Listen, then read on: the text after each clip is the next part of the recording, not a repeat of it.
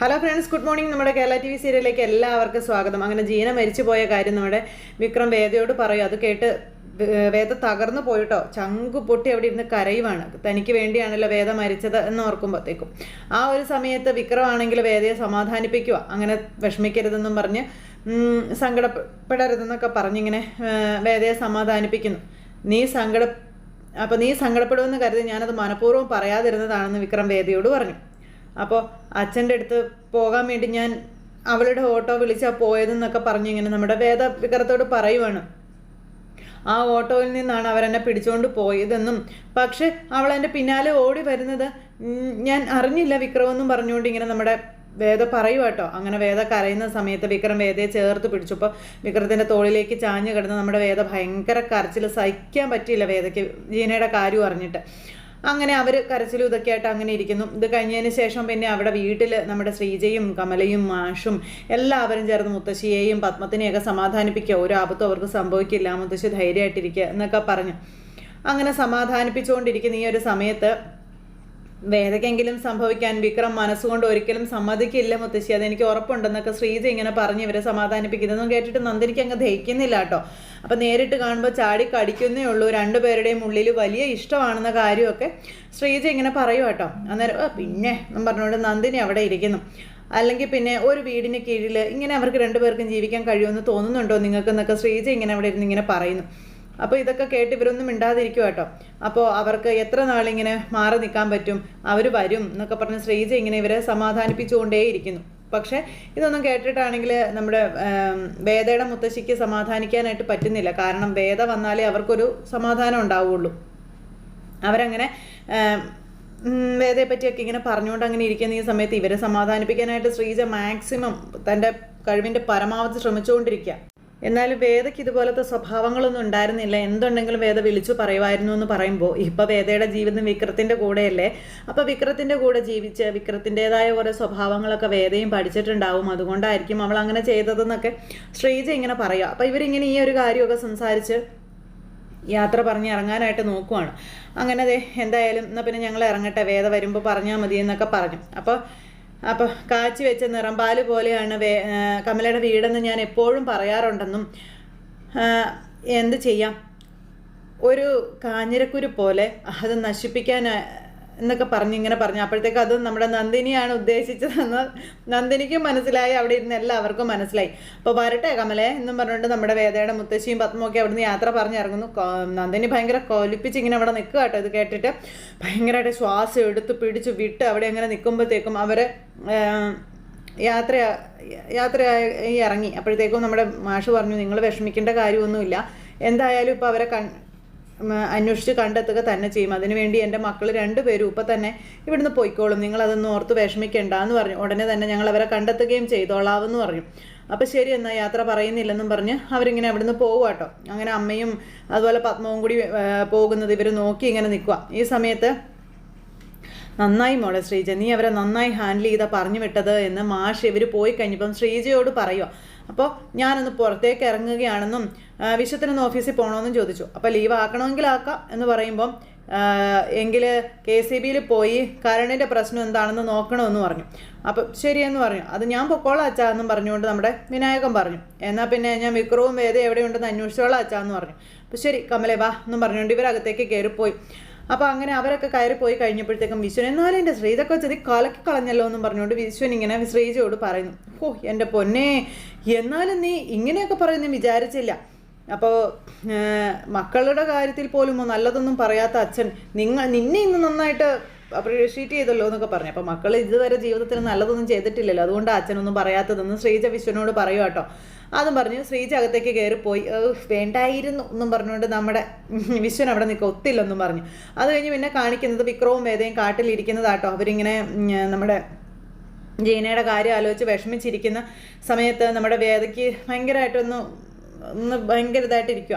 അപ്പോൾ ജീനയുടെ കാര്യം അറിഞ്ഞാൽ നിനക്ക് വിഷമാകും എന്നറിയാവുന്നത് കൊണ്ട് തന്നെ ഞാൻ ഇത്രയും ദിവസം നിന്നോടത് പറയാതിരുന്നതെന്ന് വിക്രം വേദയോട് പറയുവാണേ.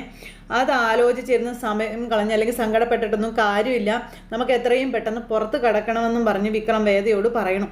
അപ്പോഴും വേദയ്ക്ക് ഭയങ്കര സങ്കടം. ഇവിടെയൊക്കെ അരിച്ചു പറക്കാനുള്ള സാധ്യതയുണ്ട്, ഇവിടെ കിടന്ന് എന്തെങ്കിലും സംഭവിച്ചു പോയാൽ പുറം ലോകം പോലും അറിയില്ല എന്നും വിക്രം വേദയോട് പറയുക. അങ്ങനെ അതും പറഞ്ഞ് നമുക്ക് എങ്ങനെയെങ്കിലും രക്ഷപ്പെടാൻ നോക്കാവെന്നും പറഞ്ഞ് ഇവർ രണ്ടുപേരും കൂടി പോകാൻ ഇറങ്ങുമ്പോഴത്തേക്കും, അതായത് ആ ഒരു അരുവിയുടെ ചുവട്ടിൽ നിന്നപ്പോൾ അരുവി കടക്കാനായിട്ട് തുടങ്ങുമ്പോഴത്തേക്കും ദേടാ അവരെന്നും പറഞ്ഞ് പിന്നിൽ നിന്ന് വാളും പിടിച്ചൊരുത്തം പറയുന്നു. അപ്പോൾ അത് കേട്ട് വിക്രവും വേദയും ഞെട്ടി. പിന്നെ ഇവർ കുറേ ദൂരം അവിടെ നിന്ന് ഓടി. അപ്പോഴത്തേക്ക് അവന്മാരിങ്ങനെ വരും. അപ്പോഴത്തേക്കും വേദയ്ക്ക് ഓടാൻ പറ്റത്തില്ലല്ലോ, കാലിന് ചെറിയ പ്രശ്നം ഉള്ളതുകൊണ്ട് കുറേ ദൂരം ഇവർ ഓടി. പക്ഷെ അവന്മാർ പിന്നാലെ തന്നെ ഉണ്ടായിരുന്നു. കുറച്ച് ഓടിക്കഴിഞ്ഞപ്പോൾ ഇവന്മാർ വേദയും വിക്രത്തെയും കണ്ടില്ല. പിന്നെ അവർ ഒളിച്ചിരുന്നു. അപ്പോൾ ഇവന്മാരവിടെ എല്ലാം കിടന്ന് അന്വേഷിക്കുന്ന ഇവർ രണ്ടുപേരും കാണുമോ, ഏത് വഴിക്കും എങ്ങനെ വേണേലും അപകടം വരാമെന്ന് അവർക്ക് മനസ്സിലായി. ഈ ഒരു സമയത്ത് പത്മവും അമ്മയും വീട്ടിൽ ചെന്നു. അവിടെ ചെന്ന് രണ്ടുപേരും കൂടെ അടുക്കളയിൽ നിന്നിങ്ങനെ ഇവരുടെ കാര്യം പറഞ്ഞ് സംസാരിക്കുക. അപ്പം മുത്തശ്ശിയാണെങ്കിൽ പത്മത്തിനെ സമാധാനിപ്പിക്കാം, നീ ധൈര്യമായിട്ടിരിക്കുക, അവർക്ക് ഒരു കുഴപ്പവും വരില്ല എന്നൊക്കെ പറഞ്ഞു. അപ്പോഴത്തേക്കും വർഷ അതുവഴി വന്നു. ഇവർ തമ്മിലുള്ള സംസാരം കേട്ടു. പെട്ടെന്ന് ആ വാതിലിൻ്റെ ചോട്ടിൽ മറഞ്ഞു നിന്നു, ഇവരെന്താ പറയുന്നതെന്ന് അറിയാൻ വേണ്ടിയിട്ട്. അപ്പോഴേക്കും അമ്മയ്ക്ക് ഭയങ്കര കരച്ചിലും കാര്യങ്ങളൊക്കെയാണെന്ന് മനസ്സിലായി വർഷയ്ക്ക്. എങ്കിലും ആലോചിക്കുമ്പോൾ ഒരു മനസമാധാനം ഇല്ല. കുട്ടികൾ എവിടേക്കാണ് പോയതെന്നോ ഒരു അറിവും ഇല്ലല്ലോ എന്നൊക്കെ പറഞ്ഞ് ഭയങ്കര സങ്കടം. ഒന്നും വരുത്തരുതേ ദൈവമേ എന്നൊക്കെ പറഞ്ഞ് ഭയങ്കര കരച്ചിലായിട്ട്. അപ്പോഴത്തേക്കും വർഷയ്ക്ക് എന്തോ മണത്തു. വർഷ വേഗം പമ്മി ശ്രീകാന്തിൻ്റെ അടുത്തേക്ക് വന്നു. ശ്രീയേട്ടാ, അമ്മ അവിടെ നിന്ന് കരയുവാണെന്ന് പറഞ്ഞു. എന്തിന്? വിക്രത്തെയും വേദിയെയും പറ്റി പറഞ്ഞാണ് അമ്മ കരയുന്നതെന്ന് ന്യൂസ് കൊടുക്കുക. അപ്പോഴത്തേക്കും അമ്മേ എന്നും പറഞ്ഞുകൊണ്ട് ശ്രീകാന്ത് വിളിച്ചു. പെട്ടെന്ന് കണ്ണുനീരൊക്കെ തുടച്ചിട്ട് അമ്മ അങ്ങ് ഇറങ്ങിച്ചെന്നു. അമ്മ എന്തിനാ കരയുന്നതെന്ന് ചോദിച്ചു. അപ്പം ഞാൻ കരഞ്ഞില്ലല്ലോ എന്ന് പറഞ്ഞു. അപ്പം അമ്മ നുണ പറയണ്ട, അമ്മ കരയുന്നത് ഞാൻ കണ്ടതാണല്ലോ എന്ന് വർഷ പറയും കേട്ടോ പത്മത്തോട്. അപ്പം എന്താ അമ്മ വേദയ്ക്ക് സംഭവിച്ചത്, എന്ത് സംഭവിച്ചെന്ന് നീ പറഞ്ഞതെന്നൊക്കെ ചോദിക്കുമ്പോൾ ഇവർ അങ്ങോട്ടും ഇങ്ങോട്ടും നോക്കുക കേട്ടോ. അമ്മ കാര്യം പറയാൻ പറഞ്ഞു ശ്രീകാന്ത്. അപ്പോഴത്തേക്ക് മുത്തശ്ശി, മോനെ അന്ന് ഇവിടുന്ന് പോയ വേദ വിക്രമിൻ്റെ വീട്ടിലേക്ക് പോയിട്ടില്ല എന്ന് പറഞ്ഞു. അത് കേട്ടപ്പോഴത്തേക്ക് ഇവർ ഞെട്ടി കേട്ടോ. അയ്യോ അമ്മ എന്തൊക്കെ ഈ പറയുന്നതെന്ന് ചോദിച്ചു. അവൾ പിന്നെ എങ്ങോട്ട് പോകാനാ?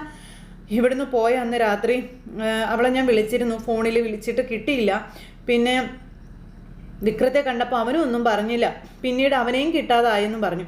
സംശയം വന്നപ്പോൾ ഞങ്ങൾ അവരുടെ വീട് വരെ പോയെന്ന് പറഞ്ഞു. എന്നിട്ടോ അവർ പറയുന്നത് അവൾ അങ്ങോട്ട് ചെന്നിട്ടില്ലെന്നുള്ളതാണെന്ന് പറയുമ്പോൾ ഇതുവരെ ചെന്നിട്ടില്ലെന്നോ? അപ്പോൾ അവനവിടെ ഉണ്ടായിരുന്നോ?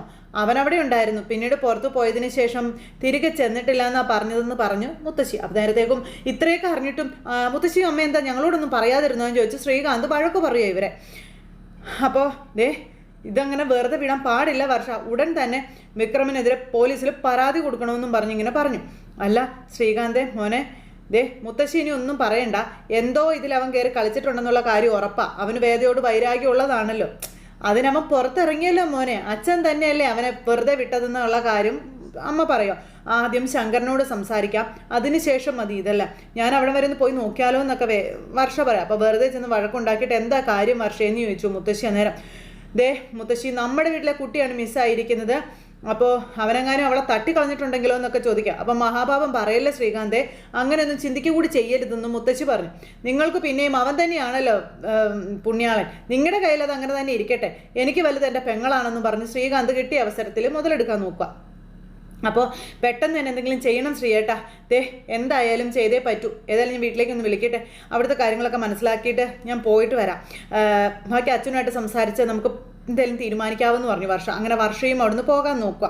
ഈ സമയം പിന്നെ കാണിക്കുന്ന അവിടെ നന്ദിനിയും അതുപോലെ വിനായകനോട് വെള്ളം കോരൽ, അതുപോലെ ഓരോ ജോലികൾ ചെയ്യൽ, പാത്രം നിറയ്ക്കൽ, ഇങ്ങനെയൊക്കെ ഓരോന്നും ചെയ്തുകൊണ്ടിരിക്കും കേട്ടോ. അങ്ങനെ രണ്ടുപേരും ജോലിയൊക്കെ ചെയ്തുകൊണ്ടിരിക്കുന്നു. വെള്ളം കോരി വിനായകൻ്റെ നടു ഒടിഞ്ഞു, വെള്ളം എടുത്തുകൊണ്ട് വെച്ച് നമ്മുടെ നന്ദിനിയുടെ നടു ഒടിഞ്ഞു. വെള്ളം കോരി ഇവർ രണ്ടുപേരും മടുത്ത് ഇങ്ങനെ അവിടെ നിൽക്കുന്നു. അങ്ങനെ രണ്ടുപേരും നടു ഒടിഞ്ഞു എന്നൊക്കെ പറഞ്ഞുകൊണ്ട് ഇങ്ങനെ അവിടെ നിൽക്കുക. അപ്പോൾ വെള്ളം കോരി ഞാൻ മടുത്തേന്ന് പറഞ്ഞു നന്ദിനി ഇങ്ങനെ നിൽക്കുന്നു. നിന്ന് തള്ളാതെ പോയി കൊണ്ട് വെച്ചിട്ട് വരാൻ പറഞ്ഞു. ഇവിടുത്തെ എല്ലാ കാര്യങ്ങളും നമ്മൾ നോക്കുന്നുണ്ടല്ലോ, എന്നിട്ട് എന്താ ഇങ്ങനെ നമ്മളെ കൊണ്ട് പണിയിപ്പിക്കുന്നതെന്ന് നന്ദിനി ചോദിക്കുമ്പോൾ വിശ്വേട്ടന് ജോലി വാങ്ങിച്ചു കൊടുത്ത വിഷയമായതെന്ന് പറഞ്ഞു. അല്ലെങ്കിൽ പിന്നെ നിങ്ങളുടെ ഏട്ടനങ്ങ് മേലാണെങ്കിൽ പണിതേനെ, വർത്താനത്തിൽ നിൽക്കാതെ 10 വെള്ളവും കൂടെ കോരാൻ പറഞ്ഞു.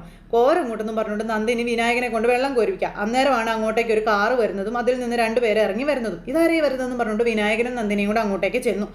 അപ്പോൾ ആരാ മനസ്സിലായില്ല എന്താന്ന് ചോദിച്ചു. അപ്പോൾ സുധാകരൻ മാഷ്, അയ്യോ അച്ഛൻ പുറത്തേക്ക് പോയല്ലോ, അപ്പോൾ സാരമില്ല, ജാമ്യം നിന്ന ആളായാലും മതിയെന്ന് പറഞ്ഞു. കമലാ സുധാകരൻ ആരാ? അത് ഞാനാണെന്ന് പറഞ്ഞ് കമല അങ്ങ് വന്നു. അപ്പോൾ ഈ കടലാസിലൊന്ന് ഒപ്പിട്ടോളാൻ പറഞ്ഞു. അപ്പോൾ എന്താ കാര്യമെന്ന് ചോദിച്ചു.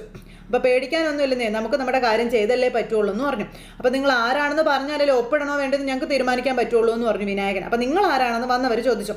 അപ്പോൾ എൻ്റെ പേര് വിനായക സുധാകരൻ, മാഷിൻ്റെ മകനാണെന്ന് പറയുമ്പോൾ അപ്പോൾ കറക്റ്റ് കാര്യങ്ങൾ കുറച്ചുകൂടെ എളുപ്പമായല്ലോ ചങ്ങാതി, ഞങ്ങൾ തോട്ടപ്പള്ളി സഹകരണ ബാങ്കിൽ നിന്നാണെന്ന് പറഞ്ഞു. അപ്പോൾ ഇവർ അങ്ങോട്ടും ഇങ്ങോട്ടും നോക്കുക കേട്ടോ, ഇവർക്കെല്ലാവർക്കും ഞെട്ടലായി. അപ്പോഴത്തേക്ക് മാഷും പുറത്ത് പോയിട്ട് വന്നു. നോക്കുമ്പോൾ ഇവരൊക്കെ വന്ന് നിൽക്കുന്നു. വേഗം തന്നെ മാഷ് ഓടി കയറി ചെന്നു, എന്താണെന്ന് ചോദിച്ചുകൊണ്ട്. അപ്പോൾ ഞാനാണ് സുധാകരൻ, അപ്പോൾ എന്താ കാര്യമെന്ന് മാഷ് വന്ന് ചോദിക്കുമ്പോൾ ഞങ്ങൾ വന്നത് ജപ്തിക്കാണെന്ന് പറയാം. അത് കേട്ടപ്പോഴത്തേക്ക് ഇവർ ഞെട്ടി. ജപ്തിയോ? ഇവരൊരിക്കലും പ്രതീക്ഷിച്ചില്ല ഇങ്ങനെ ഒരു ഇത്. ആ പഴയ ലോണിലെ അത് തന്നെയാണ് മാഷേ, അത് ജപ്തി ചെയ്ത് വസൂലാക്കാൻ തീരുമാനമായിട്ടുണ്ടെന്ന് പറഞ്ഞു. ഇവിടെ ഒപ്പിടാൻ പറഞ്ഞു. അപ്പോഴത്തേക്കും മാഷ് ഞെട്ടി കേട്ടോ. മാഷ് ഇങ്ങനെ നോക്കി ഈശ്വര എന്നും പറഞ്ഞു.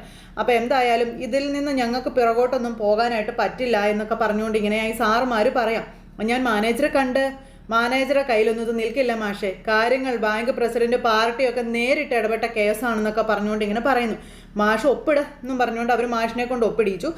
അവർ പറഞ്ഞെടുത്ത് നമ്മുടെ സുധാകരൻ മാഷ് ഒപ്പിട്ട് കൊടുത്തു. അവർ ആ നോട്ടീസ് കൊണ്ടുവന്ന് അവിടെ ഒട്ടിച്ചു.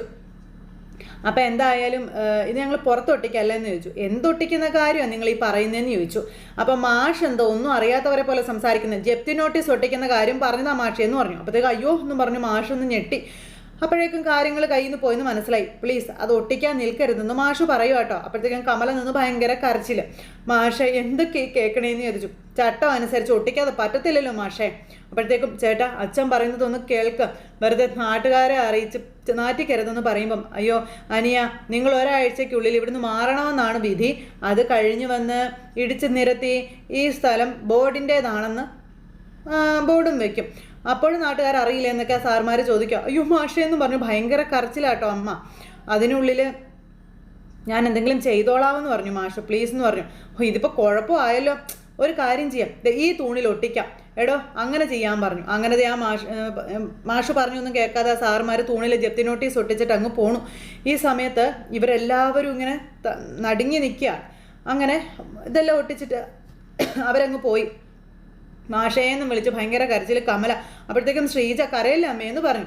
ഇപ്പോൾ പറഞ്ഞിട്ട് എന്താ കാര്യം നടത്താൻ സമയമുണ്ടായിരുന്ന സമയത്ത് അത് ചെയ്തോ ഇല്ലല്ലോ എന്നും പറഞ്ഞുകൊണ്ട് നന്ദിനി അവിടെ കിടന്ന് ഉറഞ്ഞു തുള്ളു കേട്ടോ. അപ്പോഴത്തേക്കും മാഷു മരവിച്ചു പോയി. നന്ദിനി എന്ന് പറഞ്ഞ് വിളിച്ചു വിനായകൻ. അപ്പോൾ നിങ്ങളൊന്ന് മിണ്ടാതിരി വിനയേട്ടാ, എനിക്ക് പറയാനുള്ളത് ഞാൻ പറയുമെന്ന് പറഞ്ഞു. ഈ സമയത്താണ് നന്ദിനി ഇങ്ങനെയൊക്കെ പറയുന്നതെന്ന് ചോദിച്ചപ്പോൾ ശ്രീചേച്ചി, എനിക്ക് തോന്നിയത് പറയാൻ സമയവും കാലവും നോക്കേണ്ട കാര്യം എനിക്കില്ല. അന്ന് കുറിക്കാശ് തിരിച്ചു കിട്ടിയപ്പോൾ മുഴുവൻ ബാങ്കിൽ കൊണ്ട് അടയ്ക്കാനാണെന്ന് വേദം നുണ പറഞ്ഞുണ്ടാക്കിയപ്പോഴേ എന്തൊരു സ്നേഹമായിരുന്നു എല്ലാവർക്കും. അത് പറ്റില്ല, ഒരു ഷെയർ ഞങ്ങൾ തരാം, വിശ്വട്ടും വിക്രമം കൂടി ഉണ്ടാക്കണമെന്ന് ഞാൻ പറഞ്ഞപ്പോൾ കുറച്ചൊന്നും അല്ല ഞാൻ കേട്ടിട്ടുള്ളതെന്ന് പറയാം നന്ദിനി. അന്ന് എല്ലാവരും കൂടി എന്നെയും ബെനേട്ടിനെ ആക്രമിക്കുകയായിരുന്നു ഇവിടെ ഇട്ടെന്ന് പറഞ്ഞു. മാഷ് ഒന്നും മിണ്ടാതെ ഇങ്ങനെ നിൽക്കുക കേട്ടോ സങ്കടത്തോടെ. അപ്പോൾ എല്ലാവരും തകർന്ന് നിൽക്കുകയാണല്ലോ. ഇത് മുഴുവൻ അടച്ചോളാന്നും പറഞ്ഞ് ഏറ്റെടുത്തൊരു മകനുണ്ടായിരുന്നല്ലോ, എവിടാ പോയി ഇപ്പോൾ ഒന്നും ചോദിച്ചുകൊണ്ട് നന്ദിനി ഇങ്ങനെ കളിയാക്കുക. കിട്ടിയ അവസരം നന്ദിനി മുതലാക്കുവാണ്. തെരുവിലായതുകൊണ്ട് വന്നപ്പോൾ ഞങ്ങളും തെരുവിലായില്ലേ എന്നും ചോദിച്ചുകൊണ്ട് നന്ദിനി ഒച്ച വെച്ചു. അപ്പം നന്ദിനി ഒന്നും മിണ്ടാതിരിക്കാൻ പറഞ്ഞു ശ്രീജേച്ചി. അഭിമാനവും ദാരിദ്ര്യം ഒരുമിച്ച് വിളമ്പാൻ നിൽക്കരുത് കേട്ടോ എന്ന് പറഞ്ഞു. കാശില്ലായിരുന്നെങ്കിലേ അത് ഒരുമിച്ച് കണ്ടെത്തി അടയ്ക്കാൻ ശ്രമിക്കണമായിരുന്നു എന്നും പറഞ്ഞിങ്ങനെ പറഞ്ഞപ്പോൾ മതി നന്ദിനി എന്നും പറഞ്ഞുകൊണ്ട് കമല കിടന്ന് ഒച്ച വെച്ചു. വീട് കൊണ്ട് ബാങ്കിൽ പണയം വെച്ചത് മാഷിനും എനിക്കും വേണ്ടി മാത്രമായിരുന്നില്ല എന്നൊക്കെ പറഞ്ഞപ്പം ആർക്ക് വേണ്ടിയാണെങ്കിലും ആയിക്കോട്ടെ, അനുഭവിക്കാൻ ഇപ്പോൾ എല്ലാവരും ഒരുമിച്ച് വേണ്ടി വന്നില്ലേ എന്നും ചോദിച്ചുകൊണ്ട് നമ്മുടെ നന്ദിനി പറയുക. അങ്ങനെ അവരാകെ തകർന്ന് തരിപ്പണമായിട്ട് നിൽക്കുക കേട്ടോ. എന്താകും അടുത്തതെന്നുള്ള ഒരു ഇതിലിങ്ങനെ. ആ സമയത്ത് നന്ദിനി അവിടെ കിടന്ന് ഒച്ച വെച്ചങ്ങ് ആടുമ്പോഴത്തേക്കും വായ അടക്കടിയെന്നും പറഞ്ഞുകൊണ്ട് നമ്മുടെ സുധാകര മാഷ് ആദ്യമായിട്ട് അവളുടെ നേരെ ചാടി അങ്ങ് ചെന്നില്ലേ. നന്ദിനി ഒട്ടും പ്രതീക്ഷിച്ചില്ല സുധാകര മാഷ് ഇങ്ങനെ ചെയ്യും അല്ലെങ്കിൽ പറയും എന്നുള്ളത്. അപ്പോൾ അങ്ങനെ ഒരു സിറ്റുവേഷനും കാര്യങ്ങളും കാണിച്ചുകൊണ്ട് ഇന്നത്തെ നമ്മുടെ കഥ അവസാനിച്ചു. അപ്പോൾ എല്ലാവരും കാത്തിരുന്ന് കാണണം കേട്ടോ. എല്ലാവർക്കും നല്ലൊരു ദിവസം ആശംസിക്കുകയാണ്. എല്ലാവരും തരുന്ന സപ്പോർട്ടിനും സ്നേഹത്തിനും ഒരുപാട് നന്ദി അറിയിക്കുന്നു. അടുത്ത സൂപ്പർ ഹിറ്റ് കഥയുമായി കാണുന്നത് വരെ എല്ലാവർക്കും ടാറ്റാ.